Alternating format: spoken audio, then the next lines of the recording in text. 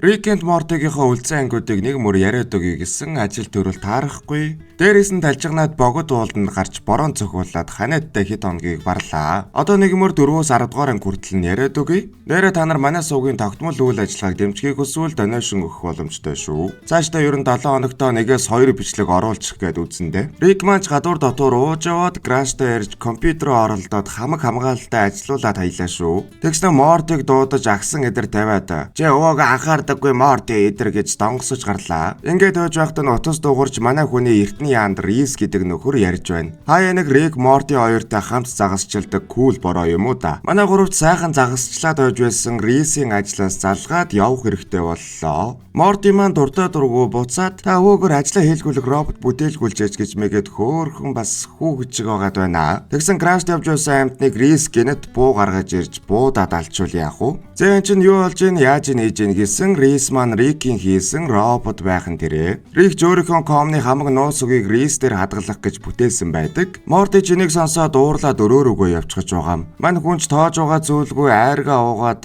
"Гүй өнөөх нь бүр дуустгүй Betty анхаарлыг татлаа шүү." Rick-ийн айрганы сав гахаануудын гаргийн аврах том савтай холбоотой гинэ. Тэгээд өнөө гахаанууд нь тэр савын дүүргээд манай Rick-ийг айргаар хангадаг юм бах. Гоё гоцгш. Morty ч нөгөө талд таймшраад бууж ирээд өвөөтөгөө ярилцах гэсэн Rick шал гостуу Reese-ийг устгах гээд байж байдаг. Morty ч гэнэт уур нь хүрээд өвөөгийнхөө комыг оролдож хамгаалтыг ажиллуулж гацаагаад Reese-ийг аваад хонгол руу орчихлоо шүү. Тэгээд Reese-ийг сэрэж ярилцаад 17 давхрын хуучин портолоор Reese-д шинэгээр олж өгөхөөр болдог. Rick ч нөгөө талд нь янз янзаар оролдож үзээд сүүлдээ барахгүй болохоор үүлэн металлын компани ч гэнүү бэйгүү нөхдүүд рүү хандлаа. Нөхдүүд цоож онгоолгох ажилтнаа явуулж өнөөх нь муу Jerry-гийн маань биеийг ашиглаад нас. Ядаж байгаад физикал биетэй ажилдаа анхаарч байгаа зүйлгүй. "Чи хонглоо ухаад гаргаж бай. Би барилгын материал явж чадрыг" гэж Rick-ийг маань морьчдаг нас ой. Rick Crash-а доош нь ухаад аялаа шүү. Бүхэл бүтэн 17 давхар ч гэсэн. Тэгээ цоож онгоологч руу ярьсан өнөөх нь зүгээр автогаалгын газар явж байх нь тэрэ. Reese Morty хоёрч доош буусаар Reese-ээр хамгаалуулах гормыг ажилуулад хаалгыг эвдчихлээ шүү. Ингээд Morty маань өөрийгөө гэмтэж хаалга эвдүүлсээр 17 давхрын портал дээр ирэв. Манай хоёр харж байгаад нэг газар ирсэн нь өнөө гахаануудын гариг болж таарлаа. Ямар ч гэсэн Reese маань гэртээ болж Morty маань ч буцлаа. Энэ үеэр цоож онгоологч нэг юм ирж Rick-ийн хамгаалтын цоожийг зогсоож өглөө. Тэгсэн яг тэндээс нь Morty гарч ирж байгаа байхгүй юу? Галгал.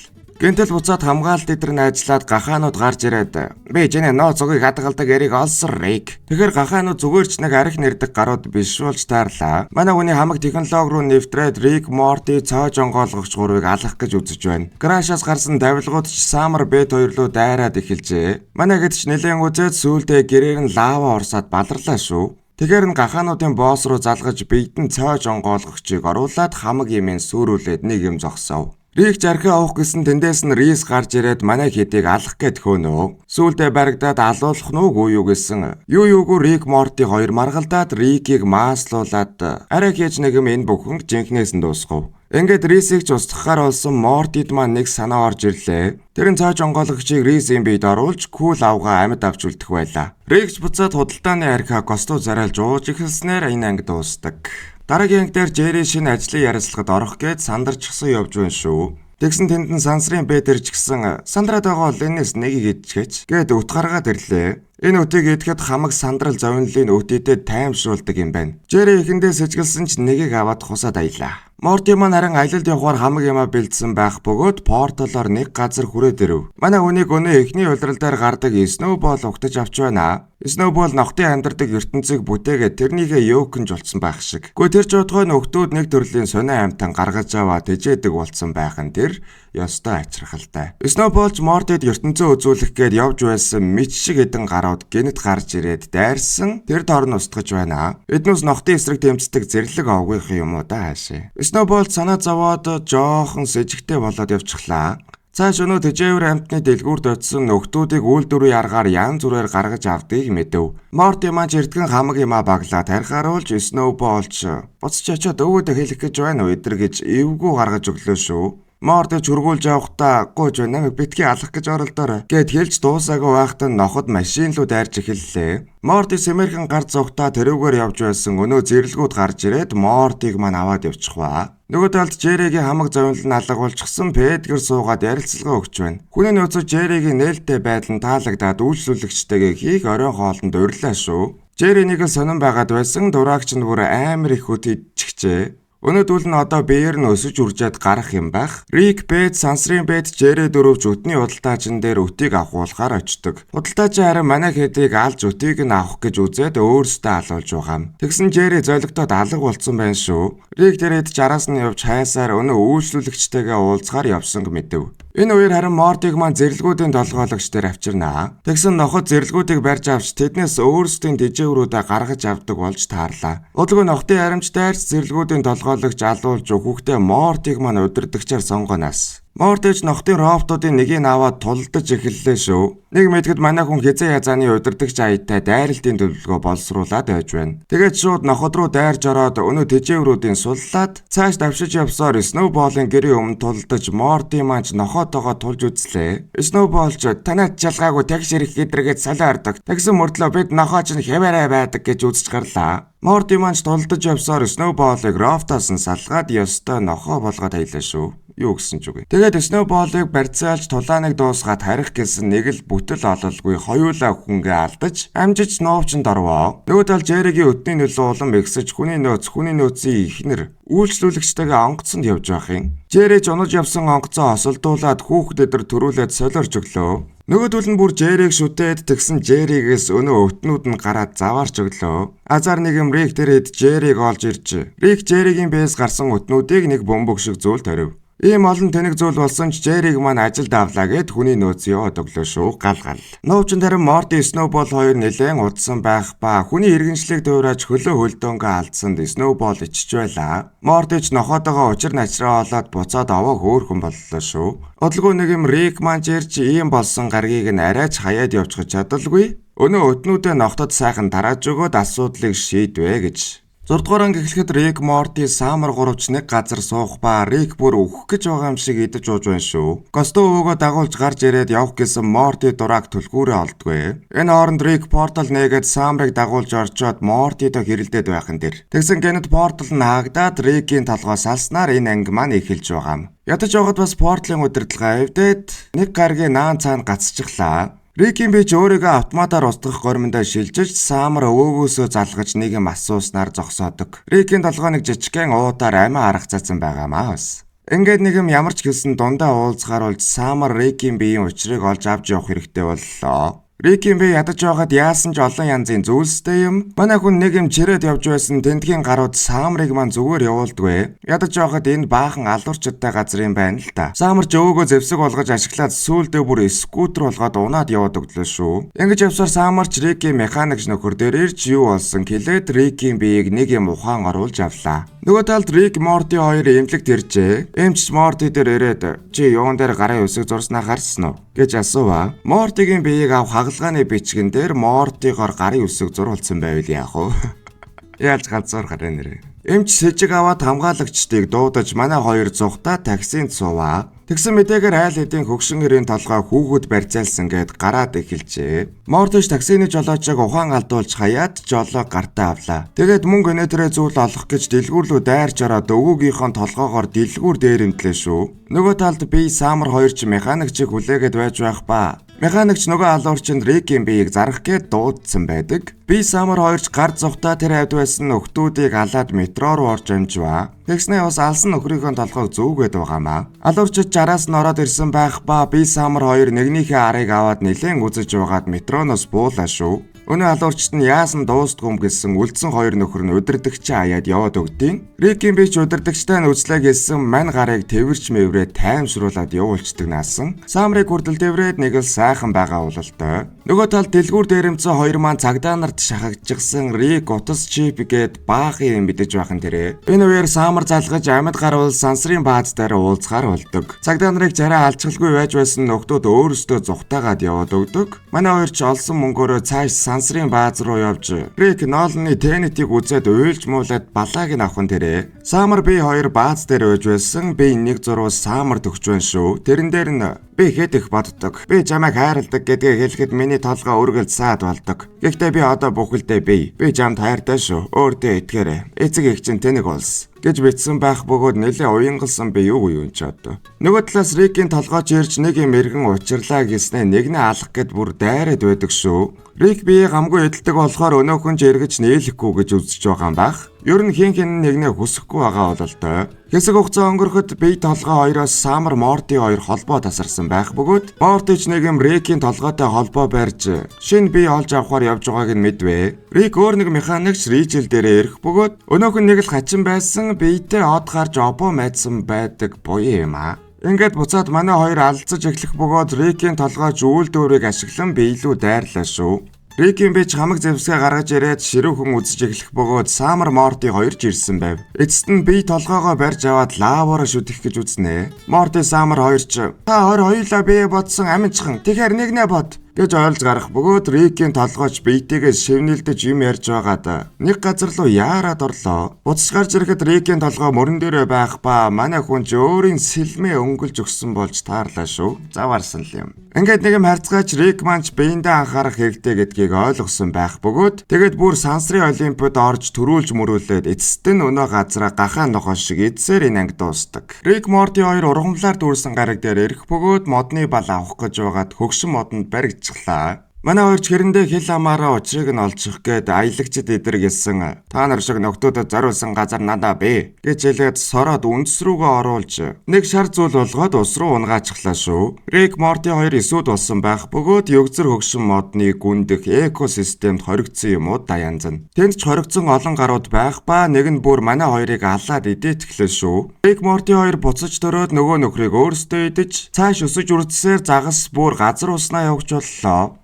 Нэг юм газар дээр гарч ирсэн өнөө ёгзөр модны үндэс хүртэл гүм хол байна та. Гэтэл Морти агаар гүртэж өгөхэд үүнээс болж Рик маань амиа хорлон ахин төрж байгаа юм. Дараагийн удаа Ааз болж төрөх хэдий ч арчаагүй Мортигоос болж өөр нөхөрт баригдаж өгөх вэ гэж. Шуулж нэг мод руу очисон ч үндснүүд нь бас л Мортиг бариад алчихлаа. Ингэж олон төрлийн амтан болж хувирж явсаар сарамгчны төрөл дээр нэг юм тогтлоо шүү. Нэг өдөр Рик маань горилуудтай муудалцаж хийсэн жадаараа бүгдийг алаад аялаа. Харин Морти өгсөн горилд нь даруулаад өгчдөг бас л явааргүй байгаа юм шүү. Буцаж төрсөн Мортич банкын аллах эдлгаас залхаад явж байхдаа гурван нүдтэй нэг эстэй таарлаа. Энэ нөхөр модны экосистем хэдэн сая жил байгаа бөгөөд ер нь л эндэ байгаагаа айл эзэний хүлээн зөвшөөрөөд амар амгалан олох гээд байгаа мó дайшаа. Ингээд Морти маань өөгөөсөө салж амар амгалан зүгий болоод тайван замаар амьдрах боллоо. Харин Хердалд өгсөн үхрлөө чонноо дайрах хэдэж эцэст нь өөрсдөө занганд ороо дуусваа. Горилууд тэднийг модны үндсэн дээр байгуулсан хуаранд авчирч хүчээр ажилуулж байв.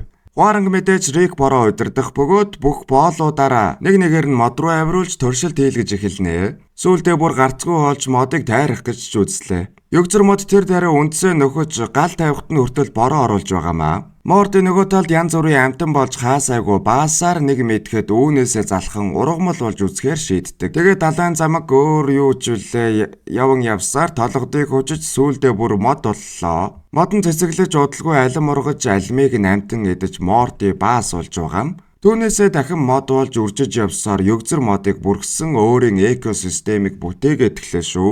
Тэгээд үндсэн ургаж явсаар их газар дээр гараад ирэх нь тэрэ. Ёгзөр мод хүмүүсийг албаар хорин системийнхаа нэг хэсэг болгож тэдний үр шимээр амьдардаг болж таарлаа шүү. Ийм учраас тэнгэрт хоёр нар байдгүй газарт хоёр ёгзөр мод байх ёсгүй гэд Мортиг маань алаад аялаа. Мортигийн экосистемч тэр даруй нуран гонож энийг нь хараад байж байсан Рик өөрийгөө ч алаатглаа шүү. Тэгээд нэг Мортитэй эргэн уулзаж чи экосистемыг бүтээж тэр ёгзөр модонд хүрсэн Морти. Мод харин чамайг устгасан. Би дөөнийг дахиад хийх болно. За ингээд модонд оригдсон бүх нөхдүүдийг цуглуулад араатны хаан дээр гардаг шиг уулзалтыг хийвэ. Төлөвлөгөө нь модны экосистемд амьдрахаа болж Мортигийн бүтээсэн арай авсаархан экосистемд нэгний алалгүй үржилгүй амьдрах юм аа. Ингэснээр ёгзөр мод амьдрах тэжээлээ алдаж бууж өгөх гэж. Амьтад ихэндээ өгөөсгөж байсан ч хамтдаа баагаад сайхан амьдарч байлаа. Сүүлдээ бүр нэлээд хөгжиж эргэлшээд хон чон хоёр хүртэл нэгэндээ дурлаад хурим мурмач хийж байх шиг. Гариг нь үржилшимгүй хувгааргыг харсан ёгзөр мод ч үнсээ сугалж аваад манай хэд рүү дайрхан тэрэ. Тэгэхэд гадас зоож бүгдээрээ татсаар ёгзөр модыг унгааж дөнгөлөө шүү. Альва нэг нэ алалда залуусаа. Би сансрын аялагчдаг их хүн дэлдэг. Та нарын машиныг хүртэл би амар эмгцэгчтэй парк гэсэн. Гэсээр үхвэ. Ингээд хамтд ч одоо яаж буцаад өөрсдийн дүр төрхөө олох вэ гэсэн манай хоёр. Одоо нүдэ анаад сайн хүсээрэ залуусаа гэж хошгруулж байгаад Рик Морти хоёр агаарын бөмбөлгөөрөө зүхтваа гэж. Хүлэгдээ боцон сууж гэртээ хараад өөрсдийгөө хэвэн болгоод энэ анги маань дуусаж байгаа. Ингээд 8 дугаар анги.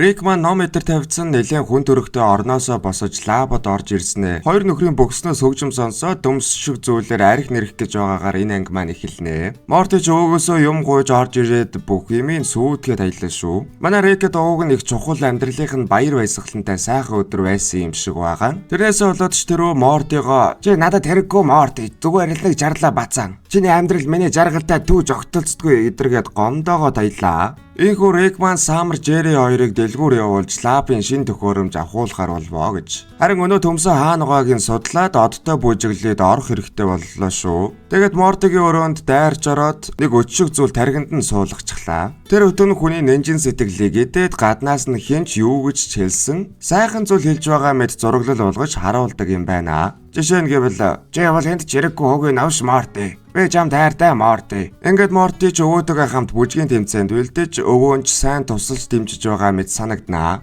Манай хоёрч тэмцээндээ төрүүлээд Рик хүсээд байсан төмсөө авлаа шүү. Гэртээ ирсэн даруйдаа Рик шууд Мортигийн хорхоог авах бөгөөд Морти нэг л хүндий нэгэн болсон байлаа. Дараа нь хичээлдээ явахдаа өөрийг нь дээрлэгдэг нөхрийг хараад яагаад ч юм Рикийн өтийг өөртөө хийчихв. Ингээд өнөө дээрлэгдэг нөхөрдөө тусалж байгаа зураглал эдэр харж мараад бүр багштай салтын зөвлөгөө өгч хүүхдүүдийг эвлэрүүлээд нэг л жаргалтай ертөнцид байгаад байна. Төлөөс нь өндөр байх уу дээ Морти минь мангар бацаа нэрэ. Энэ хооронд Самар Жери хоёрч дэлгүүрээр юм цуглуулж явах ба Рикийн загсан бочкиныг олдгүй шүү. Тэгсэн нэг нөхөр бүгднийг аваад машиндаа ачиж байхан дээрээ бас болоогүй зам асуусан эмэгтэйг цохиж унгаад машиндаа хийхийг хардаг. Жерич цагдаа дуудах гэх бол Самар цагдаа дуудах юм бол бочкин авч чадахгүйгээд өөрсдөө учрыг олохоор болно. Жери маань Самарыг хевсэнд ороож алуурчин болж үжиглээд алуурчинтай танилцдаг. Хөөхөө яриаг нь явуулж байгаад хоёр бочкин авах гэсэн алуурчин "Манайхаас очиод авчих, гудам уруу даадалбэ" гэд янзалчих гээд байна уу юу. Жэрэж гэрээн зочилж цай уусан шигэ хүн хороох талаар ярьж гарлаа. Алуурчин алсан хүн бүр дээрээ хулган үлдээж өөрийн таних тэмдгээ тавьдаг гин. Жери маань зохиогоод алсан хүнээ зүгийн баланд ороож цаасаар давхар ороогоод төрсөн өдрийн бинд гэж үлдээдэг. Учир нь төрсөн өдрөөр нь хороож аав ээж рүү нь явуулдаг гэд алуурчин хүртэл айхаар юм ярьж гарлаа. Энэ хооронд Самар Краш руу бочкин авах гээд орсон өнөө зогсоол дээрх бүсгүй амьд байж байхын тэрэ. Бүсгүй мэдээж тусламж гоох бөгөөд Самар тоосон ч зөөлгүй "Өө чи надад бочкин зөөгөө туслал би чамайг аварё." Ингээд бочкиноо зөөж авангаа хохирог жохонтой хэрэлдэж явсаар сүүлдээ бүр алуурчиндаа баригдаатглаа. Алуурчин Самарыг Жеригийн охин гэдгийг мэдээд бүр охиноо алах гэж байсан гэд ойлгоод айгаад эхэлдэв. Тэгээд бүр айл хэдийнэ цагдаа дуудсан байх бөгөөд өөрийгөө Жеригийн хажууд энгийн залуу юм байна гэж бодсон ч их шиг. Жерич бочкин бас охиныг аврахаар ирснэ хэлж буцаад алуурчиндаа хөөгдөөд эхэллээ. Юу ч болоод байгаа юм. Мортич гэртээ ярьж өвөөдөгөө харилцаагаа бэхжүүлэн нэдрэгээд солиороод нэг гаргаас хүссэн имийг нь авч өглөө шүү. Рикч мангар ачаа анзаараад өтийг гаргасан амар дом болчихсон Мортигийн нэнжин сэтгэлийг юу ч үгүй идээд хайсан байлаа. Морти дураг баахан жаргалтай зүйл харсан болохоос гар мараа алдаад баларчээ. Тэгснээ бас ямар ч энерги сэтгэлгүй зэвдэг нөхөр болцсон өвөөдөгөө маргалдаад "Муу ихнэр алдсан ганцаар бол бэртгчээ" эдэргээд бас л галаагаал. Тэгээд өнөө гаргийнхантайгаа алцаж явсаар зугтаж байсан өнөө өтнийхөө халдлагад өртөөд өнөөх нь Рик лөө энэ удаа орчихлоо шүү. Рикч бүр амар шалчгар эдэр болцсон. Тэнд өгсөн байсан нэг цэргийн гэрийнхэн лөө яриад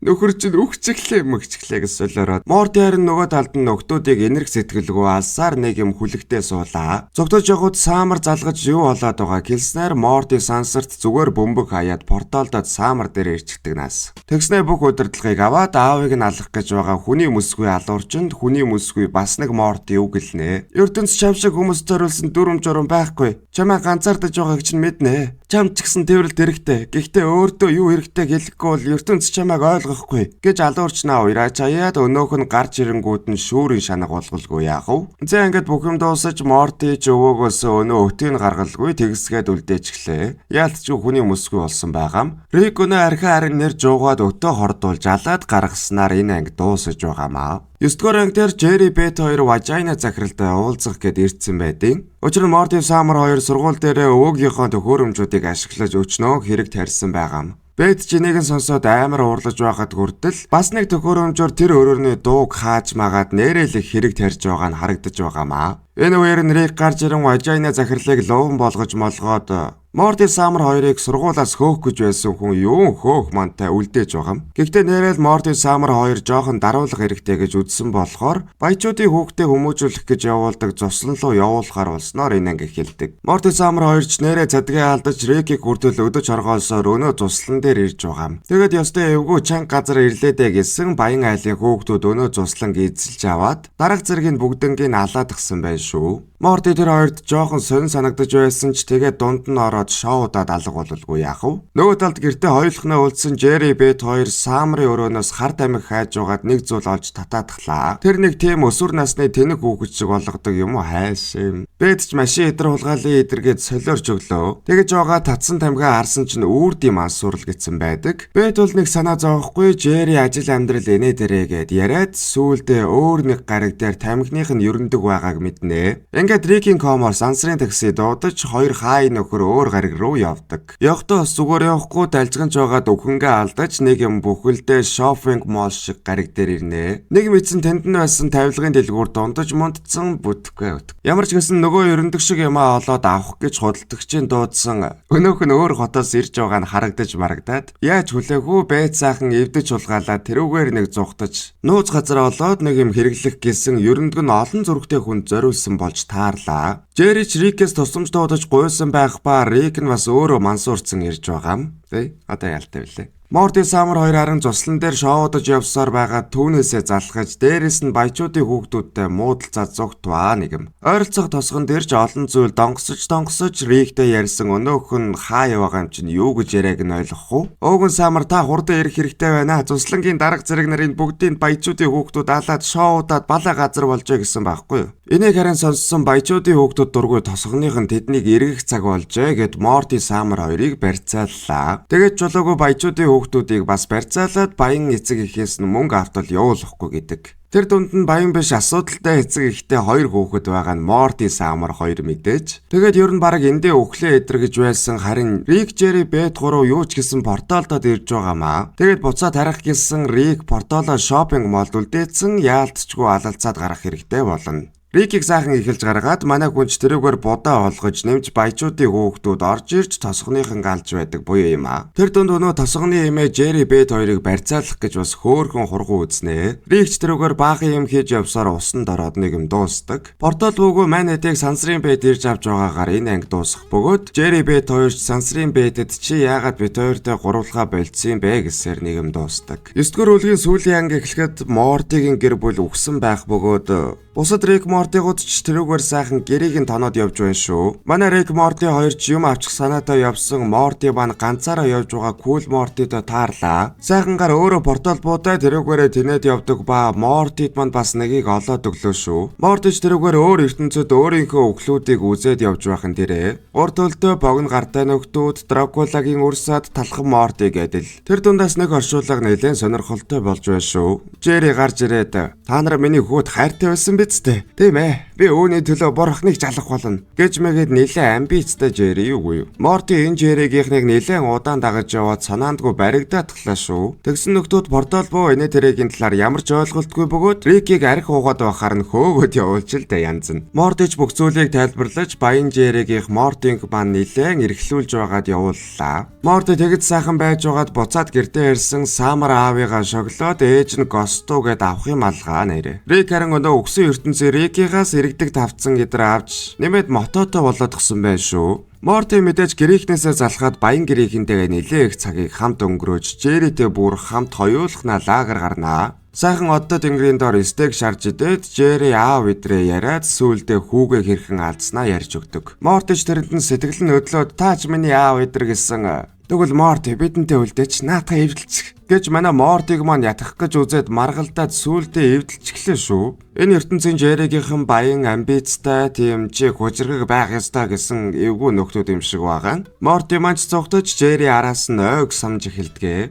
Манай хүн ч энэ тэрэ юм судалж хайсаар өөр хот руу өвөөгөө олохоор явдлаа. Тэгсэн Рик одоо их сургуульд багш болсон манай Рик шиг олон долоо юм оролдож үзэхгүй архинаас гарсан байвал яах вэ? Тэгээд эхнэр Даянагаа энэ тэнэг сансар огтрогон туршилтын ажлаас болж алдсан гэд нэлээд харамсаж явдаг хүний дээд Рик байгаамаа. Тэг одоо нэлээд сайхан амьдралтай бас айгүй хөөрхөн ихнэртэй болцсон байдаг. Яг баян Жеригийнхэнтэй бол холбоо тасарсан болохоос Рик ямар ч гэсэн Морти туслахаар болж олон жилийн өмнө хайсан портал бооны туршилтаа эхлүүлж байгаамаа. Мэдээж өчнөө фейлдэж тэр бүрт нь ихнэр нь эсвэл Морти зоригжуулаад яваад байдаг. Гэхдээ ажил нь бодлогодог тусам Рик улмал манай Рик шиг хогийн гар болсоор байдаг. Одоо яалтай билээ. Үүнээс болоод ихнэртэйгээ ч муудаж эхэлж байгаа. Харин нөгөө талд баян Жеригийнхэн Мортиг хайж явсаар Рикийн ажил дээр ирсэн байдаг. Тэндээс Рики хаана амьдрдгийг мэдээд Мортигоо олж аваад баг хүзүүвч зөвлөгөнтэй ухааны зүйл яриад явдаг. Нэг өглөө харин Рик шал Госту порталын уучрыг олсон гэх ба ингэхдээ бас ихнэртэй баригдаад салаатглаа шүү. Ямар ч гэсэн буу нэрээ ажиллаж Морти маань нэг юм харих гэсэн баян Жеригийнхэн гараад ирж байгаа. Бидэнтэй үлдээч Морти, бид чамд хайртай. Эдэргэж хөөрхөн уянгалаад давхар Рикэд юу гэдэг нь мэддэхгүй зүйлээр жоохон хүүхэд сансарч идэх гээ юу. Ядаж энийгээ турш үзсэн юм уу өдөргээд. Тэгэхээр н Госту Рик муура шидсэн амар болоод эргээд гараад ирлээ шүү. Базар байна. Ингээд Жери тэрэд маргалдаж намжилдаад бэт аавыгаа алах гэж байгаад портал руу буудаж бүх зүйлийг соруулаад эхэлдэг. Энэ үеэр Жери бууга авч буудаад Рикийг алах бол портал нь хаагдахтаа Самрыг алж арай өхөөгүй Рик хагас дотоо ажилдаг порталаараа Жериг алчгаж байгаа юм. Тэгээд энэ бүхэн харсан бэт манай Мортигийн нүдэн дээр өөрийгөө алнаа.